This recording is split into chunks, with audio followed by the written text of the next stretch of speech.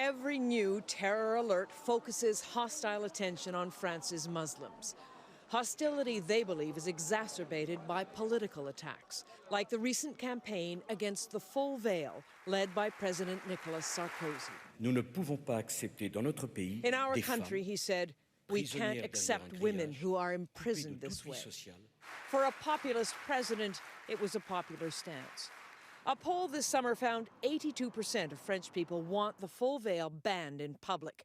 It's widely seen as anti-French and a symbol of oppression.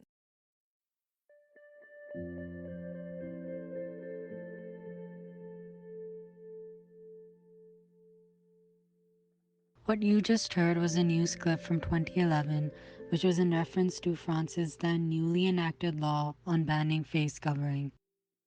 While this ban was specifically about face covering, over the years France has seen an increase in the support for the ban of all religious symbols. This includes all forms of the veil, an important way Muslim women embody Islam. The veil takes many forms and has been a controversial figure all over the world, with people calling it oppressive and anti-feminist. This is not helped by the fact that some places have made taking the headscarf mandatory. There are many sides to this story, but one side that often gets buried in the discourse is the opinions of actual Muslim women, the people affected by these laws the most.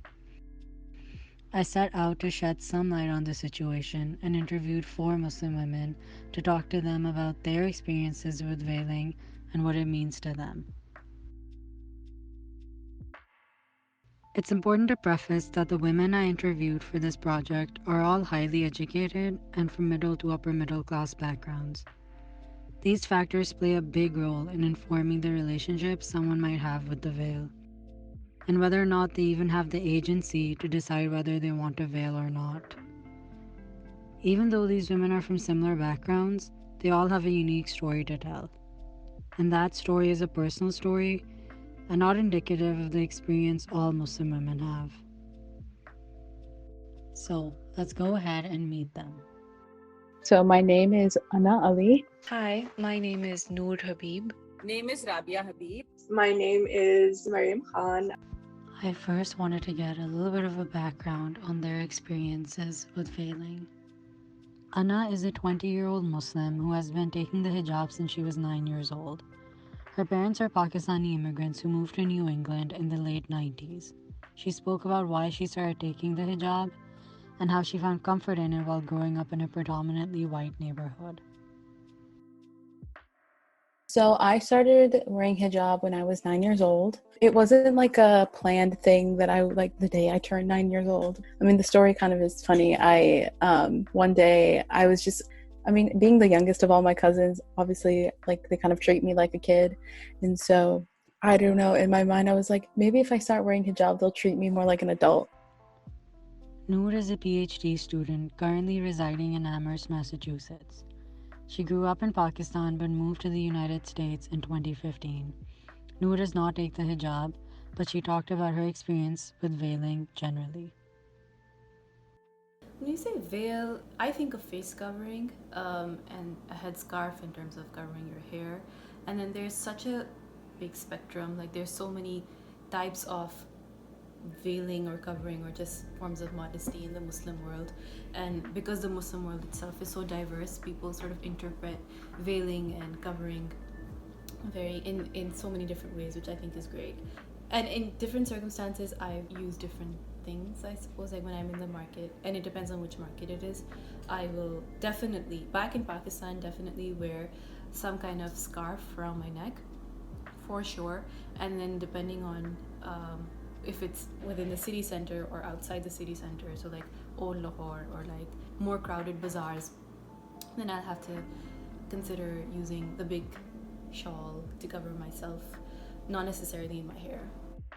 Rabia is a businesswoman in Pakistan who has been taking the hijab since the mid-2000s. She often visits the US to meet her daughters, and she talks about her experience in the US versus Pakistan. And I started wearing it in 2005 when my mother passed away. While she was alive, she used to live with me, and I saw that she regretted not wearing hijab or certain things which she was supposed to do as a Muslim. So I started wearing it just for it could make her feel good about daughters wearing it. So I started then, and I felt so comfortable and so protected in this thing that I never left it. Mariam is a college senior in California. She moved from Pakistan to the United States in order to pursue higher education. Mariam has an interesting relationship with the veil. She talks about how her relationship with the veil changed after she moved to the US and the different reasons besides religious that people might veil. Basically, like many other Pakistani girls or other women in South Asia, I don't cover my head personally, but I do take the parda in the form of dupatta. I was also interested to know if any of them faced any external pressures in order to veil. There was no pressure. Pressure was of taking it off because they were like, nobody does it. And it's like a stigma. If you're wearing a hijab here, the people judge you. They say you're a fanatic. I would not leave it. It was very comfortable for me. It was like coming into a comfort zone. It was very comfortable. No, I didn't feel the pressure, but encouragement and kind of gentle prodding in that direction was definitely there. There's some women who just take up the veil or the headscarf because everybody in their family did it and they didn't have much of a choice. They grew into it and eventually saw the benefits of that. So I was about 12 years old when I got sat down and I was told that maybe you should start wearing the dupatta when you go out because you're growing up. And I really resisted. I hated the idea that I was supposed to wear this thing. I didn't like getting told what to do. But it sort of became, I guess, it just became a habit. And it never really bothered me so much when I was like out and about in maybe the market or in other urban areas, because most women would also be wearing the dupatta. So wearing one actually helps you sort of fit in rather than stand out. Some women, and this is a rare case where they kind of do it on their own, like maybe at a later stage in their life or even as young people they decide. And I can think of many friends who take the hijab whereas their sisters don't and their mothers don't. So it's always interesting for me to think about that. So in my family, there was no pressure for me because my own mother doesn't wear hijab. I mean, I have other family members that do, and then I have family members that don't. And so it's never been something that was forced on me. Different places have different norms, so I also wanted to talk to them about whether or not their relationship with the veil changes in different parts of the world. As you know, I travel a lot and I go to US a lot. So I go like 2-3 times a year, and every time I go, there is a story. And I have gained nothing but respect because of this. And this, random people would come and say salam. They're not Muslims, but they say salam. How are you, sister? And you look so beautiful in a hijab. It's it's nice to get compliments also on this thing because there's this element of respect that you get. I wouldn't use a scarf or a headscarf or a chadar or any of that in this country. I think it would just draw more attention, and I feel like the need isn't there. Basically, I recently came to this new sort of realization, I guess, if that's the right word, that my relationship with modesty and with religion is in flux depending on the context of where and who I'm with. And I used to think that people who maybe sort of changed the way that they were around other people were like, they didn't have as much of a backbone as others. That's how I had sort of been raised to believe, but obviously that's not true. Of course, coming to the US has changed my relationship with how I dress and how I veil myself. Before, where it was like cultural norm, it's obviously not cultural norm here. The first year I came, there was I had a transition period. There was no one sitting me down and telling me to, wear a headscarf. But at the same time, I was like, well, you can't just change the way that you've been for these past 18 years. So I had this whole conversation with my mother, who's like a middle-aged Muslim who grew up in a conservative background and environment. And she gave me the most interesting talk about how a lot of modesty is relative. My relationship with like modesty and the scarf changed over time. So I sort of stuck to wearing long sleeved, loose clothing with like longer pants, but I stopped necessarily wearing a veil. I think it's important to talk about the lack of choice when it comes to veiling, like how some people are forced to veil in some areas and how some people don't have the choice to veil if they want to in others. So I did ask them about that. I think that it's completely unfair to tell someone they have to or they cannot. I think that with anything in life, like having one's own autonomy is so valuable that like you don't understand. Sometimes people don't understand how valuable it is to just be able to choose what you want to do and what you want to wear and how you want to represent yourself. And so on both sides, saying that it's not allowed or that you have to is I think is completely unfair. If you force something on somebody, it creates a resentment. It'll always create a resentment. Like for me, I love hijab and it's because I got to explore it and choose it on my own accord. If I was told at 9 years old you have to wear hijab, I probably would have always held a resentment towards it. In Saudi Arabia or Iran, if you go, then I think even as a tourist or a traveler, you would have to abide by those laws of covering your hair. And in those societies, I don't think you have much of a choice, women don't. But then there are other like Muslim majority areas, and I think Pakistan is a good example, where it is not formally promulgated in the constitution that women have to cover their hair. But there's a lot of other pressures that come from families and society as a whole. And again, it depends on which part of the country you're in and which part of the city you're in. That sort of dictate those norms for women. There are certain areas in our country also where these things are imposed, like in Pakhtunkhwa or places like in villages, girls are expected to wear this or, they are pressurized. This is something a concern to our religion and it should be private affair. And nobody can, impose this thing on you. You can only wear it if you want to wear it, if you feel good about it. If it's imposed on you, then I don't think there's any use of wearing a hijab. Veiling, which means covering your face, I can imagine that being a kind of logistical problem for law enforcement, for example. I can see the rationale behind not wanting people to veil. I think it's a security issue too. Banning of religious symbols because of the fact that they're religious, and that as being kind of in opposition to the ideals of secularism is a really reductive way to think about both secularism and religion, and I think that I completely disagree with. In a country like France, you have like these old 50s stars who have like these silk scarves that they wrap around their heads, and that's okay. It just seems unfair.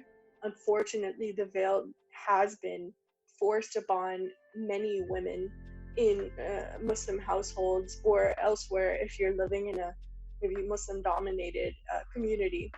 And I do think that is a great tragedy of the veil, but I also don't agree with the sort of vilifying of the veil, because by banning the veil, what else are you doing but also policing women's bodies, monitoring what they do, how they present themselves. And it seems really unfortunate that you would ban this symbol that helps women connect with their religion, with their sometimes just even history. Like a lot of women take the veil and they're not necessarily religious, but they do take comfort in it as a social, cultural, or historical practice. Mariam's last point about the fact that the veil is a way for women to engage with history and culture really interested me in then asking these women about whether they use the veil only in a religious sense or in other ways too. A lot of times when I'm going to a more urban inner city sort of part of Lahore, which tends to have like a lower socioeconomic class and more traditional sort of people who are less maybe in contact with Western influence, I will cover my head. It's a little bit out of respect and a little bit out of self-preservation, because I don't want to stick out as someone who's unnecessarily, I guess, provocative, though I don't like that term. Just as time went on, I think it kind of became a part of like who I was as a person, because I grew up in such a predominantly white society overall. My school that I went to every day was predominantly white, and I was the only person that wore hijab, and so I kind of thought it made me somewhat different, like it was something different about me. I mean, obviously being a person of color is different from everyone else. In high school, like I could never, it's kind of like a shield that like protects me. I like having this. I definitely think that by and large, modesty, which is a kind of vague term, is advocated by Islam, and I try to adhere to that as much as possible. Everybody has a different perception. So when I read the book with this intention that whatever I understand, I'll have to do it, because if you're a Muslim, you're a Muslim. You have to abide by the rules. So when I read it, what I understood was that I have to wear a hijab. It means veil, right? So it says that put your veils around you.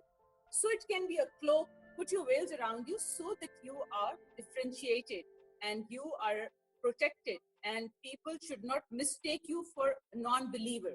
So people should know that you are a believer. I'm 50 plus, and my kids say that it's very. I flatter myself by wearing a hijab because there's nothing to cover at this age and all. But if it's written, it's written. I have to do it. The veil to me is a way of connecting with my religion, yes, but also sort of a longer set of like historical traditions that I call my own. So not just I guess South Asian, but you have the Muslim woman of like, I don't know, centuries ago who also veiled in a similar way. And I think for a lot of women, they find comfort and sort of strength in that. Just this one piece of garment can connect you with all these women of the past who, a lot of them are like historical heroes, but a lot of them are just simple women who lived their lives and did good. So I think the veil is a way of empowering women, because the veil stands for and has stood for modesty, for the idea that the woman was worth so much more than her body, and that you could have a woman completely covered up and enter public discussions about politics, government, and the woman would be able to enter those male-dominated spaces without comments on her looks, her appearance, or unnecessary sexualization of her. So I think that's one way the veil can be extremely powerful. It's safe to say that veiling has been a constant source of discussion on the news and on social media. So I thought it was important to talk to them about what they think social media and the news gets right or wrong about veiling. What does the media get right about the veil? That is a genuinely good question. Let me try and think. Not much. I feel like the media gets a lot wrong about the veil. It's the obvious things. It's like their way of dancing around terms that might not seem PC, that might seem racist, right? It'd be like veiled women, or like when they're talking about Islamic elements, it's like a euphemism of them being able to say terrorist or backwards Western hater. It's perfectly exemplified by the Muslim ban and how Fox News responded to it, saying how it's not a Muslim ban, it's just a ban that somehow coincidentally bans people from Muslim majority countries from entering the US. So you have this, like, the media knows that there'll be some backlash from liberal pockets if they refer explicitly to Muslims or Islam. So they'll talk around the topic. But yeah, it's a specific way of coding someone Muslim, or it has become that, even though there's so many other ways in which people cover their heads and their hair. It's become coded Muslim, and it's become coded other.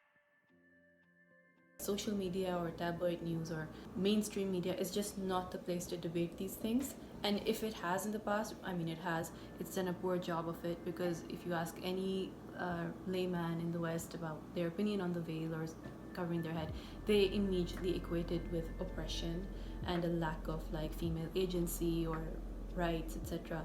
And I think to some extent that's true. A lot of women take the veil against their volition. A lot of people have fled countries that enforce that rule on them, and so they migrate to the West or other places because they don't agree with it.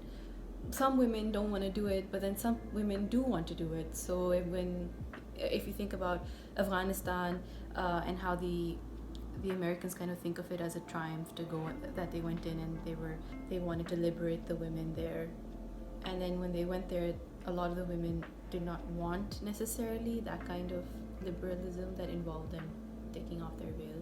I think there are many sides to this story. The media kind of presents a very sensationalized and productive perspective. I don't know. I've just noticed on the internet that recently, like on Tumblr and on Reddit and like on these like popular sort of social media sharing websites, you have these pictures of Afghanistan and Iran before the rise of extreme Islamist revolutions, before the veil was imposed on all citizens of Iran who are women. You have these pictures of Afghani and Iranian women roaming around the streets in miniskirts and like sleeveless, I don't know, like shirts.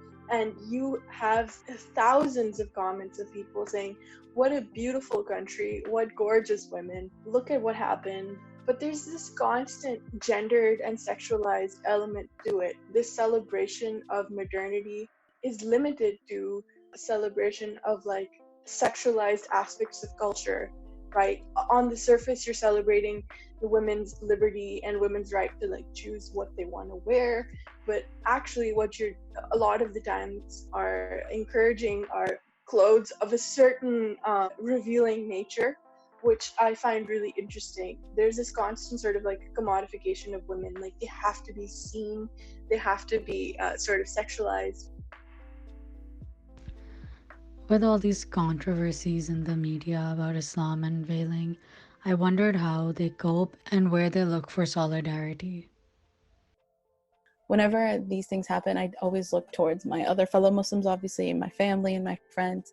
Like, for example, like when I get asked really ignorant questions about hijab, they're ignorant, but I like going to my friends and being like, listen what I heard today. Like, can you believe that people think this? And so when you have other people that live a similar lifestyle as you, it's really comforting when you can share your problems and your hardships and your like the good things that happen in your life with them, and because they can relate and they can understand where you're coming from and how and when these things happen, what to do in them if it's a bad thing, or like how to make things better and stuff like that. So I definitely look towards my friends, look towards my family.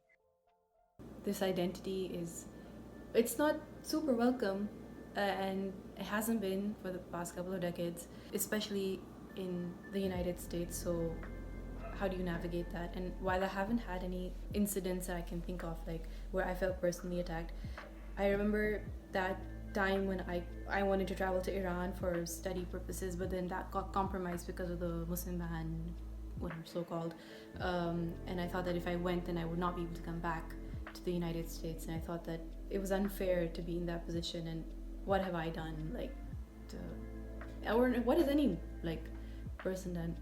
And at that moment I felt like, yeah, social media became a good platform to like exchange ideas about how do we even begin to understand this political moment.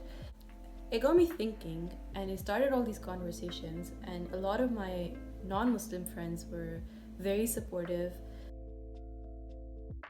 There's moments of solidarity, which is something that I find myself going back to in other aspects of my life. Like, I want to be an ally, but at the end of the day, the best allies are people who are within your community. And that's truly unfortunate. Like, I want to be an ally for other communities that I'm not necessarily a part of, but in moments of feeling unsafe, feeling overtly Muslim, I find calling my Muslim friends, telling them about what happened, and like hearing their stories about Islamophobic and virulent attacks that they had received, and them sort of relating and empathizing with me and letting me feel safe and like allowing me to feel angry is the most important part. But also just looking at memes, maybe talking to people who might have faced something similar really helps. And finally, it's time for some closing statements. I hope this project was able to shed some light on an issue you might have not been super informed on before or you had misconceptions about. I think it's important to value the opinions that often get buried, especially those who are affected by these issues the most. Even though hijab itself is not a unique thing, it's something unique for me, and like it's something that I consider part of my person and like my personality overall. And yeah, I really love my hijab. I love everything it's done for me. I love styling it. I love wearing different colors, different hijabs. There is so much richness and so much diversity, and all of these things like sound cliche, but it is. I feel like the one thing that I would like people to know about Islam is that it is so diverse. Even it's not a homogenous thing. It's not like a static thing. It's constantly evolving, and it's constantly like trying to respond to the pressures of the modern world. I definitely have a lot of admiration for women who have taken it up. I wouldn't want to be judged for wearing or not wearing a particular, and I do the same for others. And as I said, it's something very personal. It should be personal. It should not be imposed. So when you're doing something out of your own free will, it obviously you feel good about it. It's such an interesting, sort of complicated experience being a woman. It's such an interesting and complicated experience being a Muslim. So the way in my relationship to the veil is affected by so many different things that it feels incorrect to be able to give you any answer and say that this is what it's like for Muslim women. This is what it's like for me. It's what it's like for a lot of girls who grew up in the exact same conditions as me, but it's not what it's like for other women all across the world. It's an extremely complicated subject.